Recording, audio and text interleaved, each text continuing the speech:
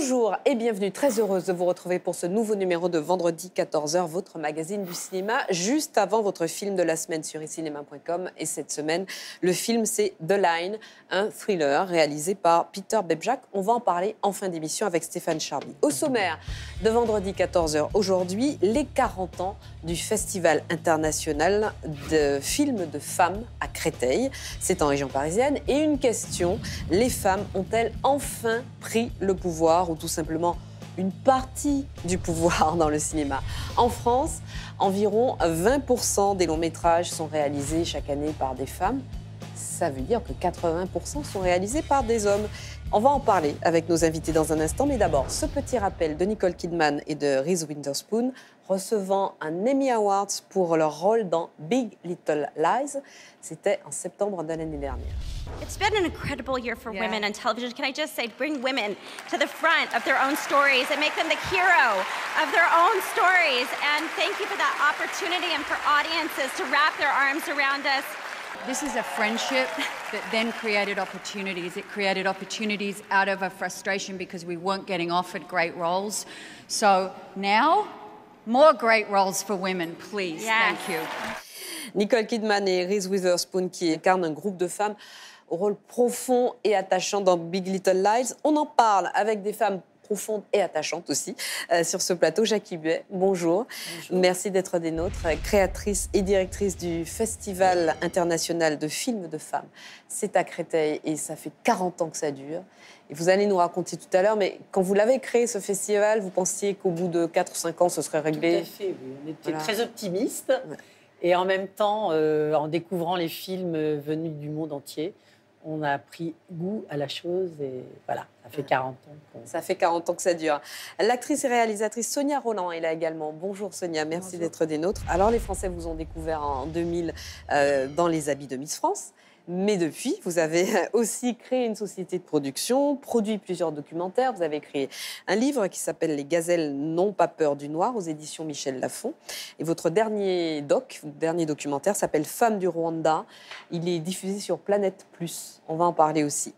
L'actrice et metteur en scène ou réalisatrice, on peut dire, Blandine Lenoir est avec nous. Merci. Vous avez réalisé plusieurs courts-métrages, plusieurs fois récompensés, 2 longs-métrages, Zouzou et Aurore l'an dernier avec Agnès Jaoui. Et la journaliste Guillemette Audicino, bonjour. Merci d'être des nôtres. Critique de cinéma pour le journal Télérama. Vous êtes aussi membre du syndicat de la critique. Alors les femmes sont-elles en train de prendre une partie du pouvoir dans l'industrie du cinéma? Si des symboles importants comme la présence parmi les nominations les plus prestigieuses des Oscars de films sont des films centrés sur des femmes, des personnages de femmes forts, bouleversants, ou encore la désignation de Cate Blanchett pour présider le jury de Cannes pourrait faire croire que les femmes ont une partie du pouvoir dans le cinéma, eh bien, la réalité des chiffres est toute différente et on fait un point avec Anne Le Gouche. Le Festival de films de femmes de Créteil souffle ses 40 bougies. 40 ans de combat pour faire valoir leurs droits au sein de l'industrie cinématographique. Un discours qui résonne d'autant plus fort à l'ère post-Weinstein dans toutes les institutions. La Berlinale est le premier festival à s'en préoccuper, prônant la diversité et la vigilance. 4 des 19 films en compétition ont été réalisés par des femmes et gare aux harceleurs. Idem aux Oscars. Greta Gerwig concourt dans la catégorie meilleur réalisateur avec son premier film. 5e femme à être sélectionnée en 90 ans de cérémonie.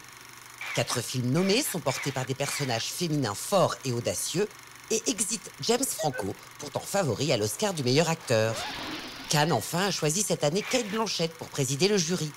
11e femme en 71 ans de festival et figure de proue de la lutte contre le harcèlement. Des initiatives coup de poing qui laissent présager une réforme en profondeur. 22% des films français sont aujourd'hui réalisés par des femmes, contre 17% il y a 10 ans.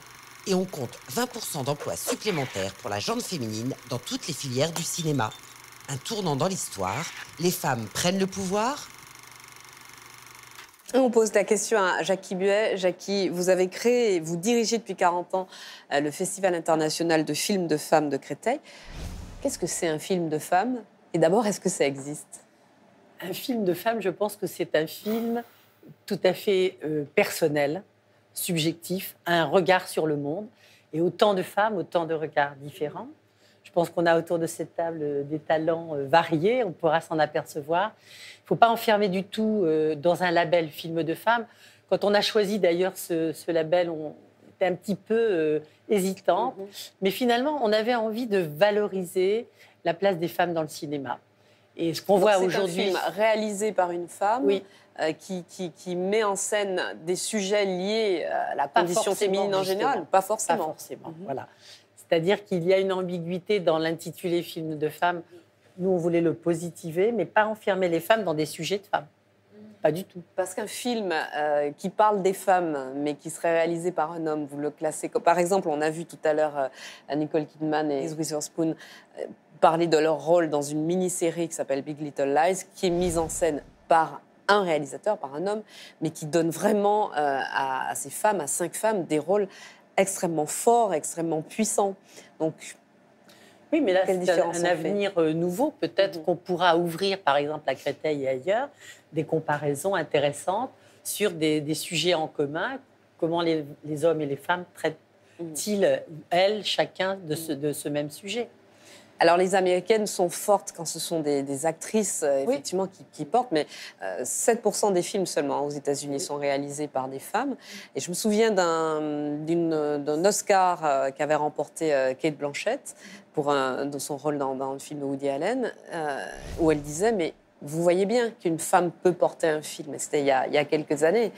Bon, les choses ont un petit peu évolué, Blandine Lenoir, mais on est encore très loin du compte. On est loin du compte et en même temps, j'imagine qu'il y a 40 ans, quand le festival a été créé, il y avait vraiment beaucoup moins de femmes réalisatrices. Pour être positive, il y en a quand même de plus en plus, tous les ans. Il y avait Agnès Varda. Voilà. Claire Denis. Non, il y avait Delphine Seyrig. Marguerite Duras. Ah oui, encore bien. Mais il n'y en avait pas beaucoup. Une personnalité. Ce qui me paraît important, surtout, c'est dans le modèle qu'on transmet aux petites filles, aux jeunes filles. C'est-à-dire que aux jeunes garçons. Et aux jeunes garçons. Mais je veux dire que moi, par exemple, en petite fille, j'avais très peu de modèles féminins. Donc c'était un métier, j'ai mis beaucoup de temps à me dire je peux le faire parce que ça paraissait pas accessible. Ouais, et je pense beaucoup à toutes les petites filles, jeunes filles aujourd'hui qui vont au cinéma. Elles peuvent... Alors, c'est sûr qu'on fait des films à petit budget, les femmes, même si ça reste les films les plus pauvres du cinéma, etc. Mais en tout cas, il y a des films de femmes presque toutes les semaines sur les écrans. Quoi. Alors, on va regarder la bande-annonce du festival et puis on continue d'en parler ensuite. Parce que c'est sûr que s'il y a plus de Reese Witherspoon et de Nicole Kidman, s'il y a plus de femmes qui produisent, mais aussi qui écrivent, qui réalisent, les histoires qu'on va voir et qu'on va nous raconter, elles vont être différentes. Et donc, si elles sont différentes, ça va avoir un impact sur nous. Et je suis sûre que l'idée de confier un gros budget, une grosse équipe à une femme, ça fait frémir. J'ai été payée la moitié de ce que Ethan et Richard étaient payés. Et le dernier, j'ai dit, je le fais, mais je suis payée pareil que vous, les mecs.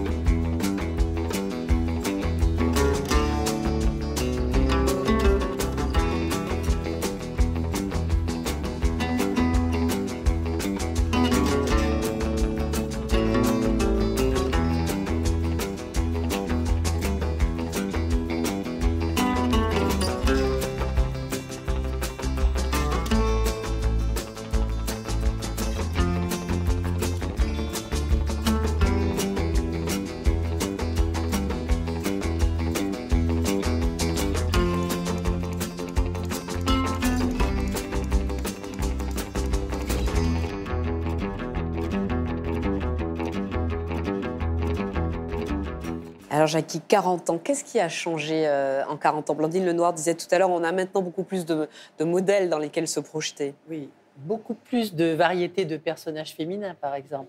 Puisque, d'une certaine façon, les femmes, en prenant la caméra, ont souhaité avoir des héroïnes un petit peu plus proches de la réalité et pas forcément que des stéréotypes dont on avait un peu une certaine lassitude. Donc là, les personnages féminins sont beaucoup plus nombreux, complexes. On n'a pas forcément des films d'aventure, on n'a pas forcément des westerns, quoique ça commence à pointer. Donc les femmes commencent à faire des incursions dans le genre, thriller. Je voyais en préparant cette émission que vous dites qu'il est parfois difficile de faire venir, ou en tout cas il était difficile de faire venir des femmes réalisatrices au festival parce qu'elles avaient peur de s'afficher en tant que féministes. Bon, ça, j'ai l'impression que c'est un petit peu typiquement français. C'est-à-dire que l'étiquette féministe en France, elle a un passif qui n'est pas juste d'ailleurs, parce que ça n'a jamais été une guerre de tranchées entre les hommes et les femmes. Il y a eu des moments assez bouleversants, il y a eu des lois qui sont passées. Il fallait bousculer la société. On était quand même encore au 19e ou au 17e. Donc maintenant qu'on est au 21e siècle, la société bouge, les femmes l'ont fait bouger. Il faut reconnaître leur place. Guillemette Odissino, sur ces femmes qu'on voit, alors le fait que des personnages comme celui de Frances McDormand dans Three Billboards existent aujourd'hui au cinéma et ne soient plus finalement des choses... Oui, qu'elles ne soient plus des Barbies, mais non, mais surtout que ce ne soient plus des personnages atypiques et rares. Parce que finalement, on commence vraiment à voir de plus en plus de ces personnages-là dans les films, y compris dans les films américains, pas seulement les films indépendants. Le fait que Greta Gerwig soit nommée dans la catégorie meilleur réalisateur, meilleure réalisatrice des Oscars, est-ce que ça veut dire que les choses ont vraiment bougé selon vous ? Oui, je pense que les choses bougent, doucement. De toute façon, pour les femmes, c'est dingue comme les choses bougent toujours doucement dans tous les domaines de la société. Ça bouge doucement, mais c'est vrai que Frances McDormand dans Les Trois Panneaux de la Vengeance, c'est John Wayne. Oui. C'est John Wayne. Et messieurs, allez voir ce film, vous allez voir, il ne faut pas l'embêter parce qu'elle vous donne des coups de pied là où ça fait mal. Donc c'est vraiment John Wayne. Greta Gerwig, évidemment, c'est l'incarnation typique d'un cinéma américain indépendant, mais qui pour le moment était plutôt incarné justement par des Wes Anderson, Là, soudainement, une femme qui est passée aussi par la case actrice, mais déjà dans la case comédienne, elle ne ressemblait à personne, avec cette grâce un peu masculine, à la fois maladroite et complètement légère, comme ça. Donc, en fait, il y a des... Alors, il faudrait pas que... Le seul problème, c'est qu'il ne faudrait pas que ce soit à chaque fois, justement, des femmes qui émergent parce qu'elles sont incroyablement atypiques. Il faudrait qu'il y ait des femmes normales qui émergent, qu'elles n'aient pas besoin d'être habillées en salopette de camionneurs ou de faire partie quand même d'un petit groupe de cinéastes indépendants américains pour faire leur place. Il faudrait qu'elles arrivent tout bêtement comme... En fait, je me demande si certaines réalisatrices n'avaient pas du mal aussi peut-être un peu à aller au festival de Créteil. Parce qu'en fait, il y a des réalisatrices qui n'aiment pas qu'on leur dise « Vous êtes réalisatrice ». Oui, bien sûr. Vous êtes une femme qui réalise. Ah oui. Non, je réalise. Et elles aimeraient bien... En fait, ce serait ça la parité absolue. C'est qu'on arrête de mettre un sexe sur un film. Bien sûr. Mais là, on vous parle d'un temps. Oui, enfin, on peut espérer que pour le 22e siècle. On va regarder la bande-annonce de Lady Bird, justement, le film de Greta Gerwig. When is a normal time to have sex? You're having sex. I'm ready. Just wanted it to be special. Why? You're gonna have so much unspecial sex in your life. We're afraid that we will never escape our past. Whatever we give you, it's never enough. It's never enough. It is enough. We're afraid of what the future will bring. We're afraid we won't be loved. You can't do anything unless you're the center of attention. We won't be liked. Yeah, well, you know your mom's tits, they're totally fake. She made one bad decision at 19. Two bad decisions. And we won't succeed. I want you to be the very best version of yourself that you can be.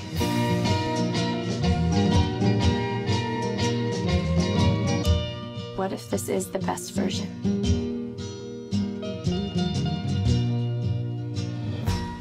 Alors justement, Guillemette Odissino, je vous entendais dire pendant qu'on regardait la bande-annonce, ça commence aussi par les postes auxquels sont des femmes. Parce que, alors, on disait tout à l'heure, entre 20 et 22% selon les années de films produits en France sont des films réalisés par des femmes.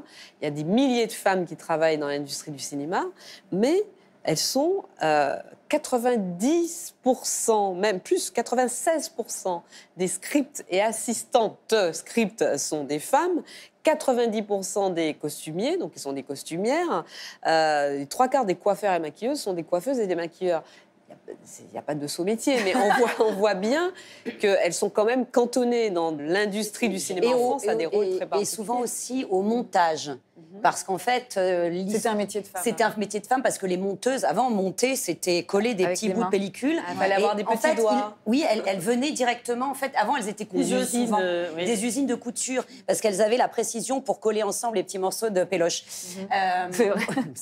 Donc, c'est vrai qu'il y a certains postes, comme on dit, sur les tournages qui sont vraiment très féminins. Ce serait extraordinaire. Alors, quand même, il y a maintenant des chefs électro, femmes. Il y a beaucoup de chefs op. Hein, alors, évidemment, il y a eu des grandes dames dans les chefs opératrices qui ont ouvert la voie. Mais c'est vrai qu'il en faudrait de plus en plus. Donc, il faut que qu'un film soit aussi paritaire dans sa fabrication. Et on ne parle pas des producteurs, évidemment. Alors là, en fait, on se heurte à la notion d'industrie. C'est-à-dire que dans l'industrie, il y a une hiérarchisation des rôles. Et dès qu'on est dans un rapport à l'argent important, tu le disais tout à l'heure, pour que les femmes puissent faire des films, par exemple, historiques avec des beaux personnages de femmes à l'écran, il faudrait des moyens, il faudrait des budgets qu'elles n'ont pas. Blandine Lenoir, tout à l'heure, Guillemette disait ça prend du temps. Ça prend du temps. Pourquoi, justement, dans une discipline qui relève de l'artistique, où on s'attend à ce que les pratiques soient avant-gardistes sur la société? Je rêve, là. Je crois que c'est partout. Enfin, dans la culture, ça prend tant de temps? C'est long parce que en fait, il y a une énorme évolution depuis 70 ans, là, à peu près, quoi. Où avant, on ne pouvait pas voter, on ne pouvait pas divorcer, on ne pouvait pas avoir de compte en banque, on ne pouvait pas travailler. On ne pouvait pas voyager sans l'autorisation. Énormément de choses. Pas sortir du pays sans l'autorisation. Donc finalement, le progrès est là. Je pense que c'est parce qu'ils ont eu besoin des femmes aussi. Je pense que là, je viens de faire un documentaire sur les femmes, justement, au Rwanda, qui s'inscrivent dans un développement, un changement économique, sociétal.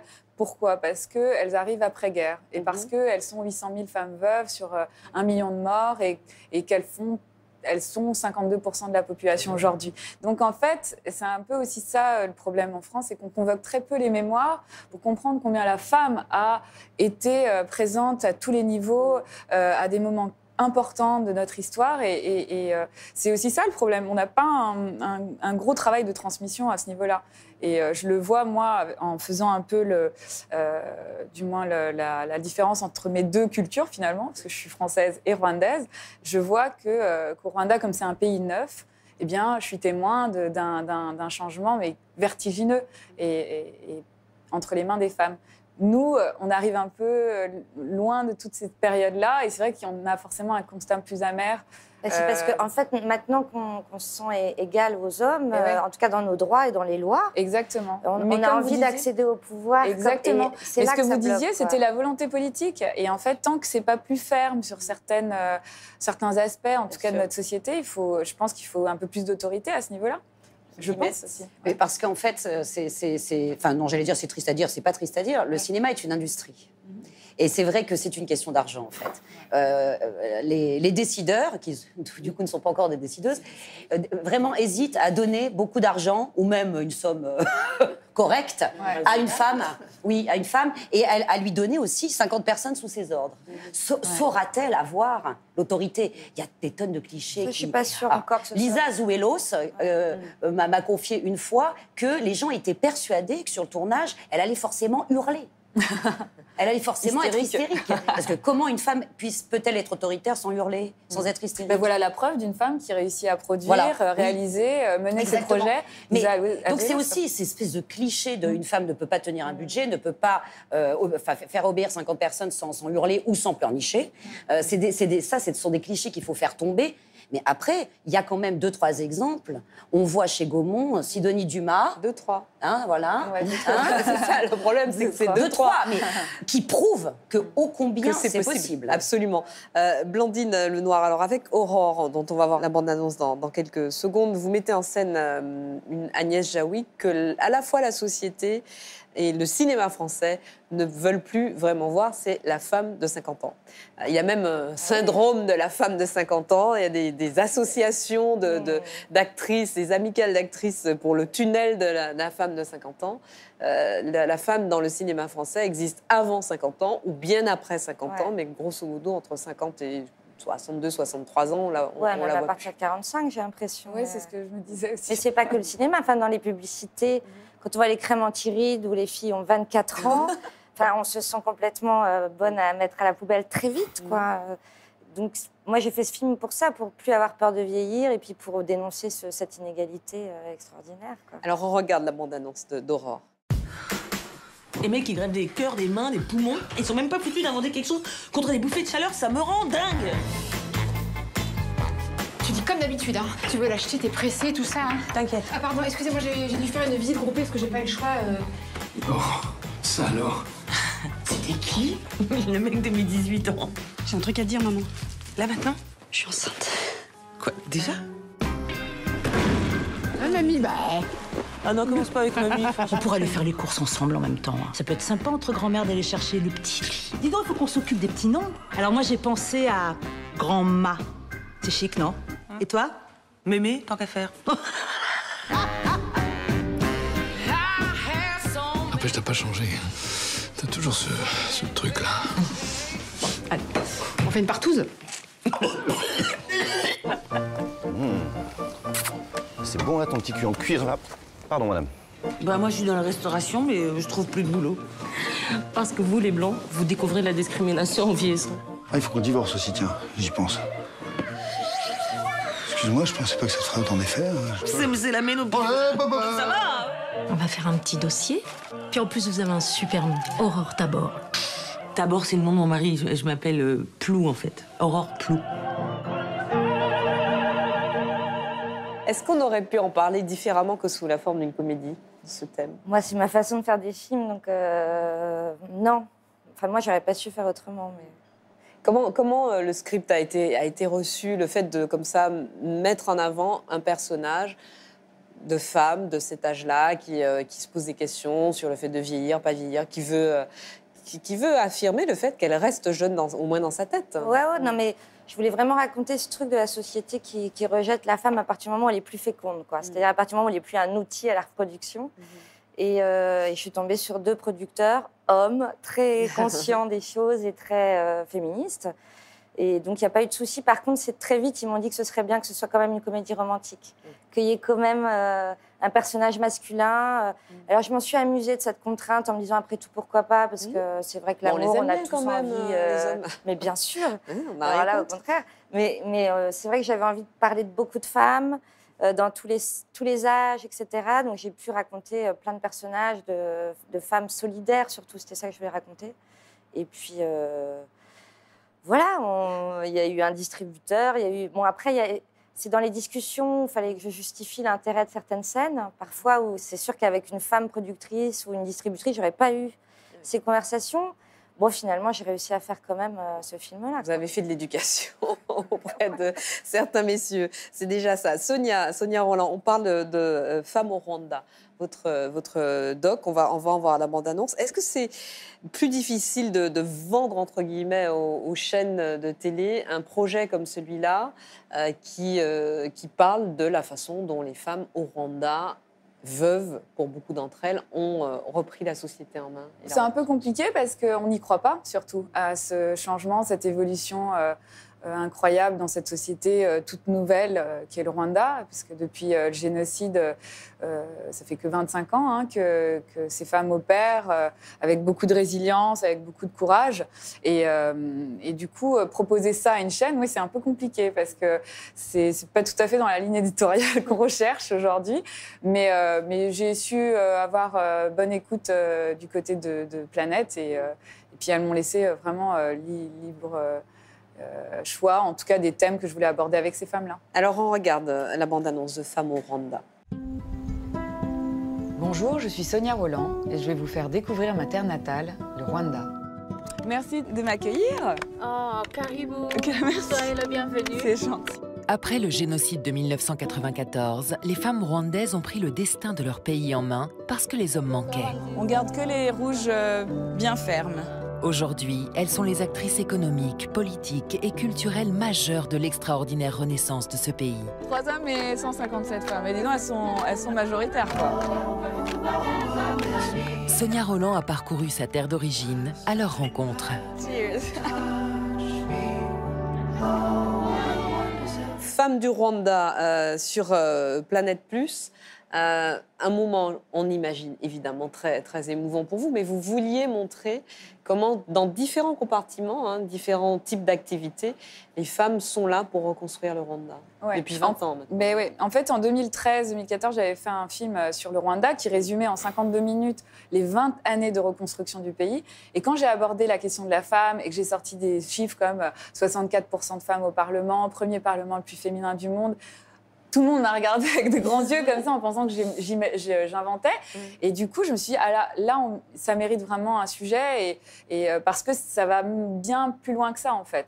Il y a on aborde vraiment la question aujourd'hui économique et sociétale, mais de manière très philosophique, parce que les Rwandais ont compris qu'ils avaient une identité avant la colonisation, avant les missionnaires qui sont arrivés avec l'ordre établi, les femmes passent au plan secondaire. Et du coup, elles ont récupéré, en fait, elles sont allées repiocher dans l'histoire du Rwanda pour dire on était présentes, on nous convoquait pour toutes les grandes décisions, on nous demandait notre avis et maintenant, il va falloir que ça soit la même chose, quoi. Il faut que ça continue. Ouais. Alors, on arrive au terme de ce débat. Je refais un petit tour de table avec vous sur notre question. Est-ce que les femmes, Jackie Buet, ont pris le pouvoir dans le cinéma? Je ne sais pas si c'est de ça qu'elles ont vraiment envie. En tout cas, elles ont envie d'exister, d'être visibles. Et j'ai remarqué tout à l'heure, dans ce que disait Sonia, l'importance de l'histoire et de la mémoire. Et c'est ce qu'elles veulent inscrire dans leur cinéma, aussi bien pour leurs enfants d'aujourd'hui, mais aussi pour les futurs adultes. Il faut que les choses soient visibles et que ça marque et que l'évolution, on puisse la sentir, la tenir comme ça au bout du regard. On la sent en tout cas au 40e Festival international de films de femmes. Guillemette, un mot sur le pouvoir aux mains des femmes ou pas? Alors, par exemple, au Festival de Cannes cette année, la présidente est Cate Blanchett. Alors, pour le moment, c'est magnifique, c'est du pouvoir tapis rouge. Mais ce qui serait superbe, c'est que, mon Dieu, coïncidence, la Palme d'Or aille à un film réalisé par une femme et que personne ne dise que c'est parce que Cate Blanchett est présidente. Ah oui, et alors là... Ouais, évidemment. Oui, ça, c'est pas gagné. Non, mais là, vous en demandez peut-être beaucoup. Mais non. Cannes, vous savez, c'est une bulle magique hors du temps. Pourquoi pas? Soyons optimistes. Blandine, le mot de la fin pour vous sur cette question? Non, mais je pense que les femmes ne prennent pas le pouvoir, mais qu'elles ont envie de le partager, tout simplement. Et puis c'est vrai que ce serait formidable qu'on n'entende plus que c'est un film de femmes. Moi, j'entends jamais que tel film est un film d'hommes. Et ça, déjà, ce serait une super égalité qu'on voit les films juste pour ce qu'ils sont, quoi. Merci beaucoup à toutes les quatre. C'est l'heure de notre film de la semaine sur icinema.com. Cette semaine, le film s'appelle The Line et Stéphane Charby va venir nous le présenter. Le film de la semaine avec Stéphane Charby. Bonjour Stéphane. Bonjour Audrey, bonjour mesdames.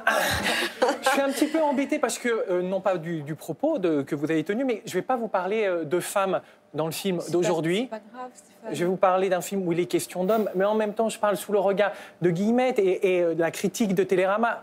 Un personnage masculin sans femme, est-ce que c'est un personnage avec un avenir? Ça, on pourrait l'inviter pour un autre débat. Voilà, sujet d'une autre émission. D'une autre émission. Le film s'appelle The Line. Oui, et je sais que pour vous, comme pour moi, le cinéma, c'est un instrument pour interroger le monde. Et ben, c'est encore plus le cas ce soir avec ce film slovaque de Peter Bejak. Ça s'intitule The Line. De quoi il s'agit? Nous sommes en 2007. Entre la frontière slovaque et ukrainienne, au moment où la Slovaquie tente de rentrer dans l'espace Schengen, elle doit renforcer pour cela ses frontières. Nous allons donc découvrir tout de suite la bande-annonce pour vous faire une petite idée du climat qui y règne.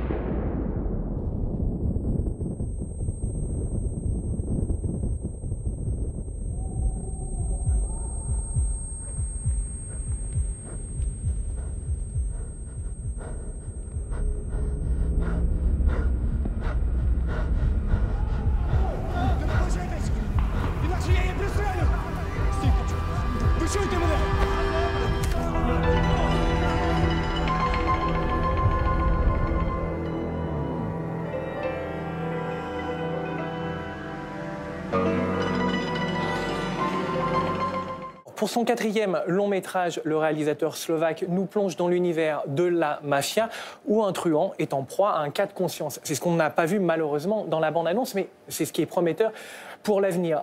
C'est probablement ce que j'ai vu de plus incisif, de plus percutant par rapport à ce qui fait régulièrement les gros titres de l'actualité, l'Europe et la dérive de ces milliards. On le sait, c'est un Eldorado pour les États qui cherchent à y rentrer, autant que pour les habitants de ces pays qui peuvent peut-être trouver un moyen de subsister.